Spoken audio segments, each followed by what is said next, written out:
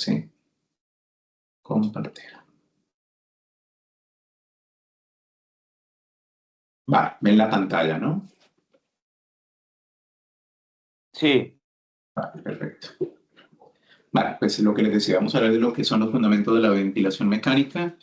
Esta es la definición de lo que es un ventilador. Para aquellos que no hayan tenido la experiencia todavía de manejar un ventilador, pues es esencialmente una estrategia terapéutica en la que se asiste en la ventilación pulmonar cuando, pues, como medida de soporte, cuando un paciente pues, tiene un riesgo vital o es incapaz de mantener su propia ventilación.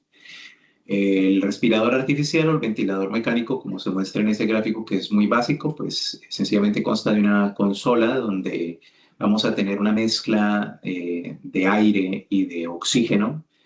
Se va a generar una presurización de los mismos y tenemos una consola donde podemos controlar precisamente esa mezcla de ciertos parámetros como presión, volúmenes, presión al final de la expiración y luego pues se va a administrar a través de un tubo orotraqueal o a través de una traqueostomía y suele haber un filtro ya sea cerca de la máquina o dos, uno cerca de la máquina y otro cerca del paciente, como se ve aquí en el gráfico.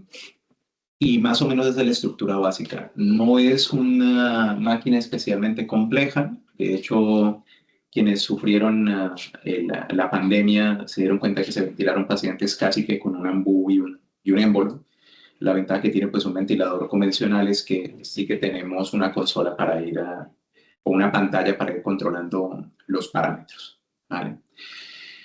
Saben que hay al menos 5 mecanismos de hipoxemia, o se podrían resumir los 5 mecanismos de hipoxemia que hay, ya sean por oxigenación inadecuada, por causas extrínsecas.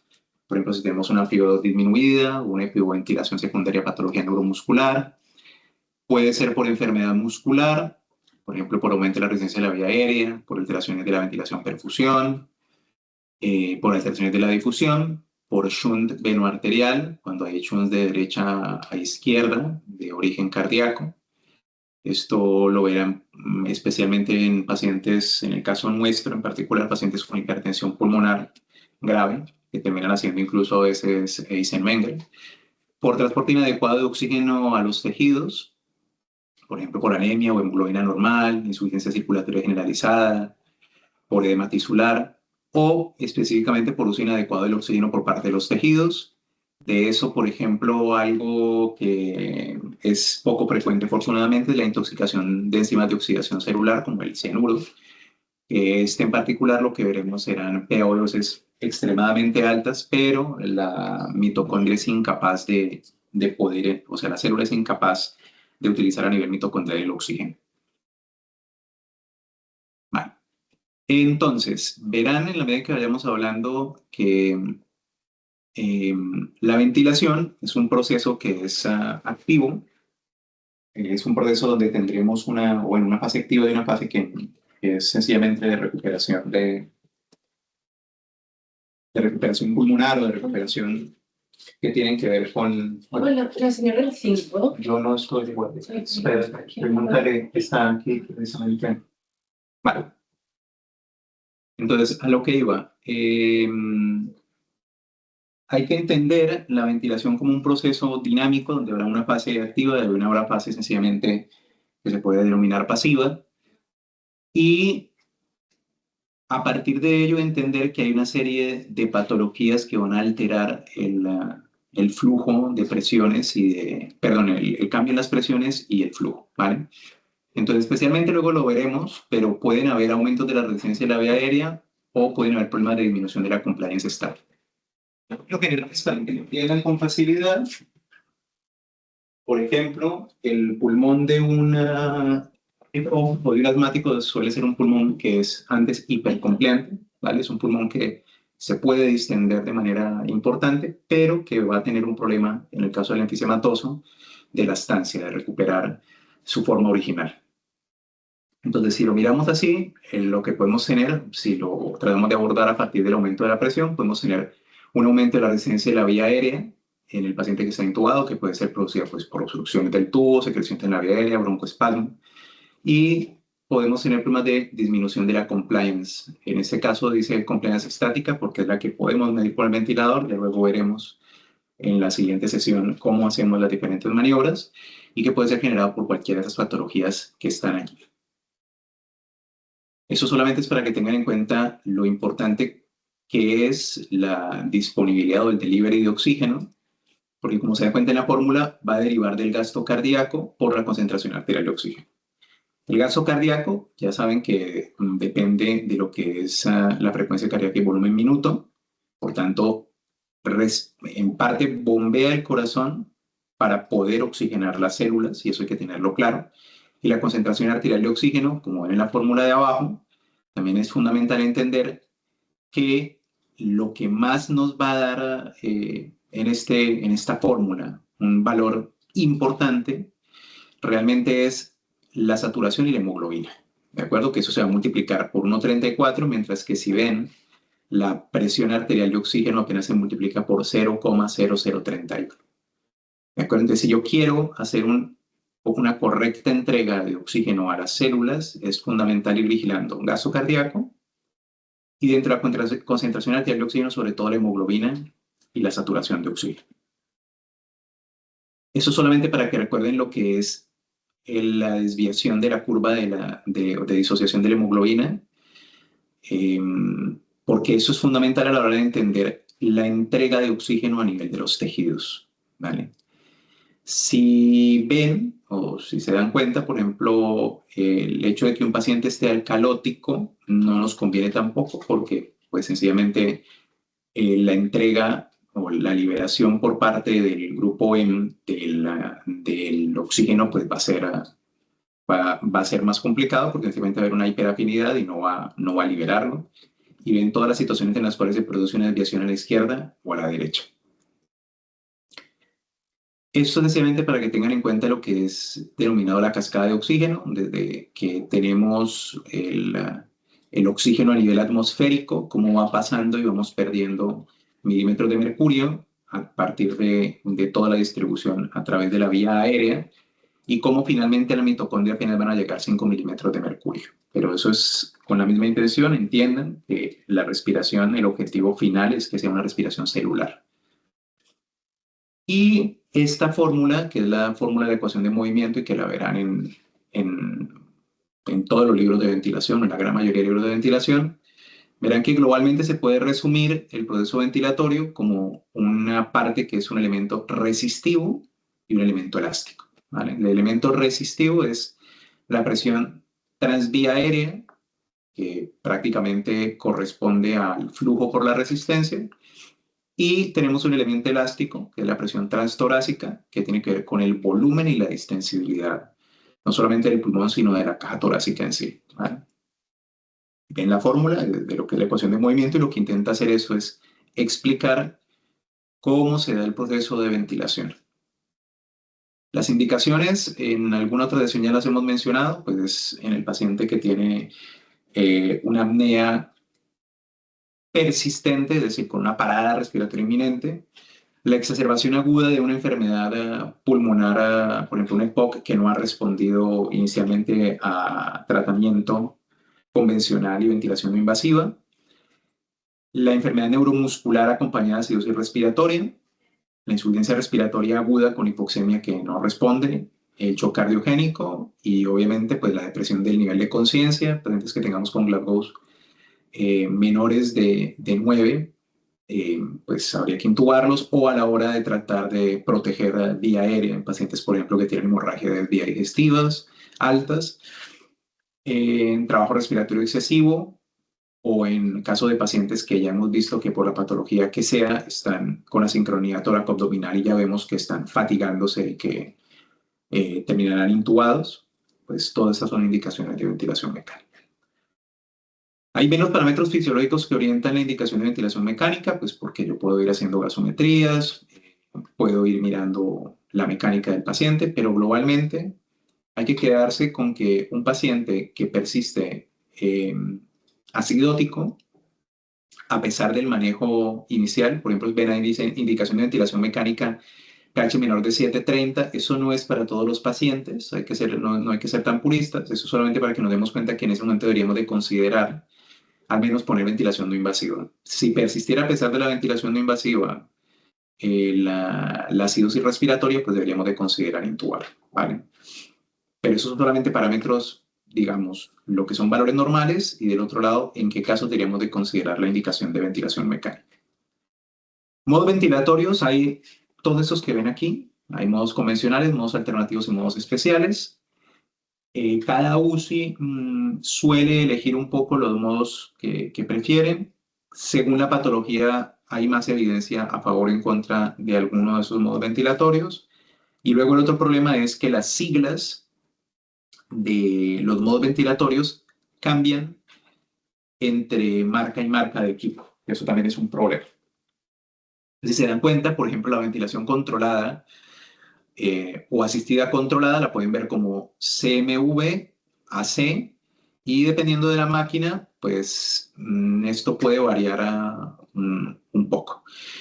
Los modos que nosotros solemos utilizar aquí en la UIR, para que lo tengan en cuenta, en la mayoría de pacientes, como son pacientes respiratorios crónicos, solemos utilizar más el volumen control con la intención de mantener unos volúmenes correctos y disminuir el volutrauma, pero en pacientes que tienen una complianza pulmonar decente, correcta y que no están hipercámnicos o no tienen mucha hipercamia, pues se puede utilizar la ventilación controlada por presión. Ven otros modos como la ventilación mandatoria intermitente sincronizada, el SIMV, que alguna vez lo hemos utilizado acá. Y en ventilación espontánea, los modos que solemos utilizar son el modo CPAP, que sencillamente es pautar una PIP en la máquina sin soporte, o la ventilación con presión de soporte, ¿vale? Que la presión soporte es, digamos, el modo espontáneo que más frecuentemente utilizamos acá. Hay otros modos alternativos como lo ven ahí y hay combinación de todos. O sea, yo puedo ventilar a un paciente en volumen control asistido por presión o en presión controlada asistida también, o sea, de diferentes modos, ¿de acuerdo? A la hora de ver los ventiladores, pues verán que las curvas son diferentes dependiendo de si el control se hace por volumen o si se hace por presión o si se trata de un modo espontáneo como la presión soporte. Ven que las curvas son distintas y ven abajo cómo los parámetros que se pautan son distintos, ¿vale? De manera que cuando yo ventilo a un paciente en volumen control, pues lo que haré será pautar volúmenes, PIB, pero las presiones que se generan a partir de ello se harán para garantizar un determinado volumen. En presión controlada es un poco al contrario. Yo puedo pautar las presiones que quiero, unas presiones límite, ¿vale? Una presión inferior o una PIB o presión expiratoria, una IPAP, y los volúmenes que se harán en esa área bajo la curva, pues serán los que permita hacer el pulmón. Más de lo mismo, de cómo se diferencian las curvas en estas líneas que son de presión-tiempo y de flujo-tiempo. Lo más de lo mismo, volumen control y presión controlada. Ven la diferencia en las curvas, donde en la primera sí que hay un ascenso, luego hay una muesca, hay una meseta, hay una caída, y en cambio la otra tiene prácticamente una forma cuadrangular. Esto es lo que es el modo ventilatorio SIMV, ¿vale? Que es la ventilación mandatoria intermitente sincronizada, y sencillamente lo que ocurre en la figura de arriba, que es, digamos, el SIMV sin el soporte, pues se dan cuenta que sencillamente en el momento en que no alcanza a censar el esfuerzo respiratorio, pues no se da una ventilación, mientras que si hay un SIMV con presión de soporte, en el momento en que el paciente hace el esfuerzo respiratorio y lo censa, pues permite hacer unas ventilaciones adicionales que tienen forma, como ven ahí, como si fueran de presión controlada o de presión soporte. Los componentes que lo acabo de mencionar: una curva de ascenso, un pico máximo, que será la presión inspiratoria máxima, una caída que luego va a generar una meseta o plató, y finalmente pues la exhalación o el tiempo expiratorio, que aquí se ve mejor las diferentes fases. A la hora de mirar a complianza pulmonar, tengan en cuenta que tenemos parámetros como son la presión plató, que será fundamental, Esa presión plató, que debería de ser menor de 30, e incluso durante el COVID se dijo de bajar el valor por debajo de 29, es decir, 28 o menos es lo ideal. Eh, Solamente se va a ver, pues, cuando tenga yo ese tipo de morfología en la curva, o sea, cuando tenga realmente una presión plató. De manera que si yo tengo un paciente ventilado en presión controlada, pues la presión inspiratoria máxima equivaldrá a la presión plató, porque no vamos a tener presión plató, ¿vale? Otra medida que solemos tomar para ver qué tan compliante es el pulmón es lo que llamamos el driving pressure. El driving pressure es la diferencia que tendremos entre la presión plató y la PIP, ¿vale? Más de lo mismo un poco. Si se dan cuenta, ahí se dan los valores de normalidad. Se dice que la presión plató debería ser menor o igual a 28. Podemos y debemos ir monitorizando las presiones, ¿de acuerdo? De manera que tenemos que vigilar. En la curva de arriba se ve, por ejemplo, un paciente que se tiene ventilado y se ve que no regresa la curva hasta cero. Eso lo que quiere decir es que probablemente el paciente está atrapando aire, o sea que tiene autopilot, en cuyo caso debemos de pautar el 80% de la presión, bueno, del autopilot que calculemos, que ya cuando estén acá por la UIR lo haremos, y en alguna otra parte tenemos un video donde se hace una pausa expiratoria, y de esa pausa expiratoria deberíamos de pautar al menos el 80% de la presión detectada, ¿vale? A la hora de tener problemas con el ventilador, podemos tener diferentes líos. Uno de ellos es que el paciente lo tenemos ventilado y se pone mal. Tengo que vigilar qué presión pico inspiratoria tiene. Puede haber que yo mire y la presión pico esté disminuida frente a lo que pauté, en cuyo caso debo mirar que no esté fugando aire. Puede ser que la presión inspiratoria esté muy aumentada, en cuyo caso debo mirar cómo está la presión meseta.